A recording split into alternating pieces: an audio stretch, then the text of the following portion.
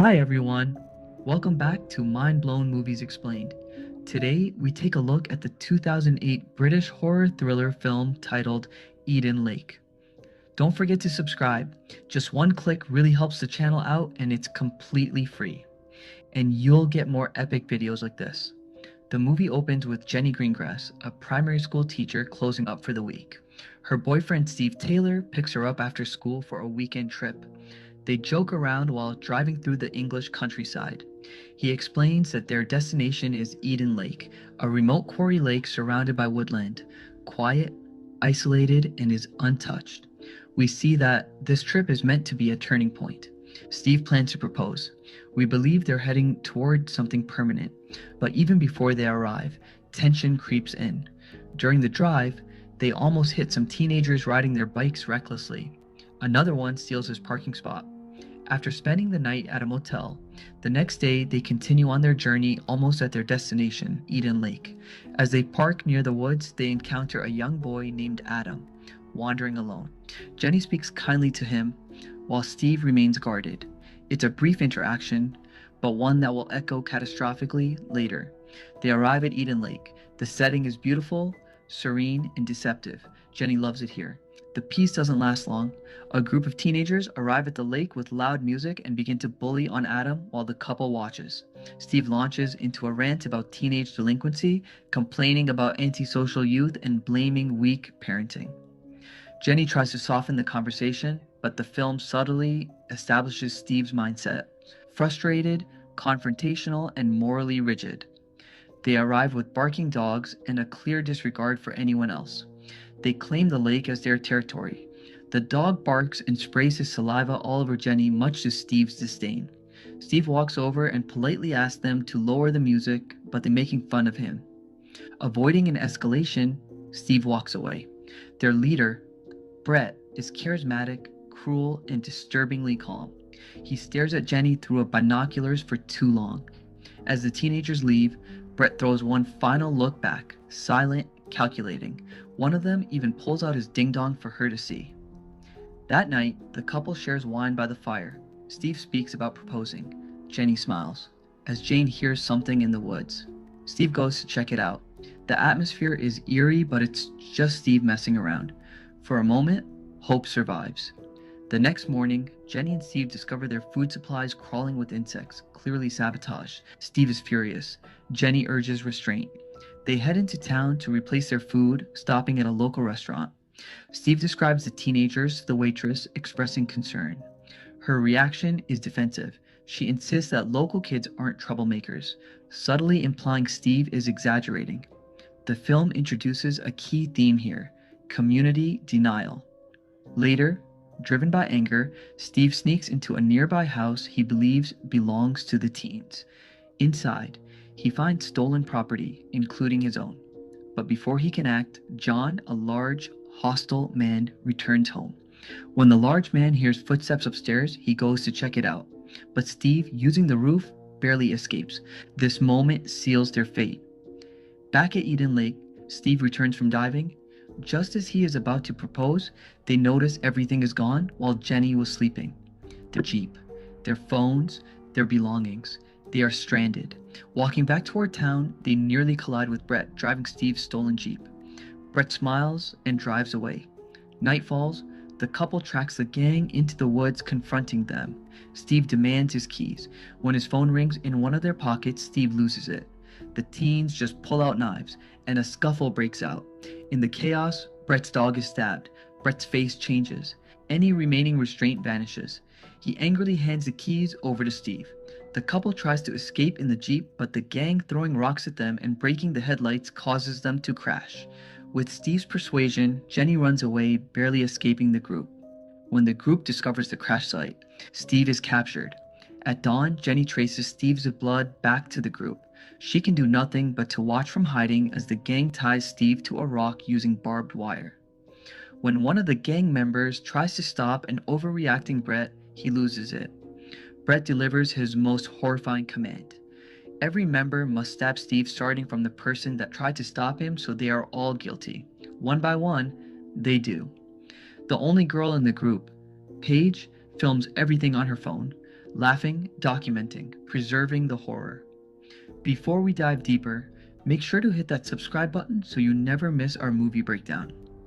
Subscription is completely free but means a world to us. When it's Cooper's turn, the last member of the gang to have his hands dirtied, he stabs him straight in the mouth.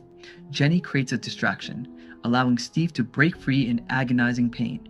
The group chase closely behind with their bikes. Jenny sets a trap in which they crash right into, causing them to abandon their bikes and chase on foot. She sees a walkie-talkie in a cabin at a construction site. She attempts to take it, but the group is already closing in on her location. Brett finds a piece of her cloth, giving away Hia'au's location. One of the gang members is tasked to look out for Steve while the rest hunt her down. Jenny uses her jacket to lure them away, and just in the last moment, she hides at the top of the cabin. Back in the woods, the gang member discovers Steve has escaped and reports back immediately to Brett, who asks him to follow the blood. For the moment, they abandon her chase and focus on Steve. Steve staggers toward his car, torn apart, bleeding, barely alive, and collects a first aid kit and a weapon. He ambushes one of the bullies, but instead almost gets Jenny. Jenny tries to save him by running away together. They find a woodshed and take shelter in it. She finds the engagement ring, and it's a heartbreaking moment. The gang also finds the shed, but Jenny hides them in the marsh just in time before the group bursts in. They almost find their hideout when one of the gang members slips, but they don't. She tries to save him, but has to abandon him to get help after an exhausted Steve loses an excessive amount of blood. Jenny runs and runs but wounds her leg while running. She stops and pulls the spike out of her leg, enduring excruciating pain. Jenny encounters Adam again, the boy from earlier. She begs him for help and Adam leads the way. Instead, Adam runs to Brett. Before she can figure this out, Jenny is knocked out and captured. When she wakes up, she sees Steve's body is tied beside her to a pile of wood. Brett forces Adam to light the fire as Paige films. They resist this command, but he reminds them that they were all caught on camera stabbing Steve. They reluctantly change their minds and Adam lights Steve up. While toying with Adam, just at the very last second after the fire burns the ropes, Jenny breaks free and runs away while Brett is distracted with Adam. Out of frustration, Brett retaliates by burning Adam alive, necklacing him as punishment. Jenny escapes into the forest, traumatized, hunted. No innocence left. Jenny finds a map in a woodhouse. Now she knows where she is. Jenny hides in a stinking dumpster nearby as the group lingers around, wondering which direction she took. When they live, she steps out and Jenny stumbles upon Cooper, a younger gang member who hesitates, shaken by everything that's happened. He tries to help her escape. In a moment of panic, Jenny accidentally kills him. When she realizes what she has done, it's too late. Cooper is dead. Night falls and Paige calls Brett, who over to see Cooper's body. He snaps and blames another gang member. The gang member tries calling the police, but Brett beats him to death out of rage. He collects Paige's phone and Paige finally realizes how far things have gone and runs. Jenny reaches the road and stops a passing van. The van driver says he is looking for his little brother who is supposed to be at home. The truth suddenly hits Jenny. She realizes the driver is Cooper's older brother. He drives straight in the direction Jenny just came from. As he is distracted looking for his brother, Jenny steals the van. In her escape, she runs over Paige, killing her instantly. There is no mercy left. Jenny drives away in the cover of darkness, feeling triumphant. Just when it feels like all is over, she crashes into a backyard party in a quiet residential neighborhood. And she collapses. She wakes up inside a house, comforted by a woman who attends to her wounds. There is also John, the same man Steve encountered earlier. The adults gather. Names are spoken, and Jenny begins to feel uneasy. Jenny realizes this is Brett's house. Same house Steve broke into earlier. She asks for an ambulance, but John just tries to calm her, and they take her to the restroom instead. Outside, names are spoken. Dead children. The entire family goes in a state of frenzy. Heavy knocks on the door and John breaks in. Brett arrives and lies blaming Jenny, who also defends herself. Jenny pleads, but an angry John pins her down, covers her mouth, drags her, and closes the bathroom door. The adults believed Brett lies. They beat Jenny savagely as Brett retreats upstairs. In his bedroom, Brett puts on Steve's sunglasses. He deletes the videos of the gang's crimes from Paige's phone. Downstairs, Jenny screams. Brett stares at himself in the mirror, empty, untouched. The cycle of nightmares continues.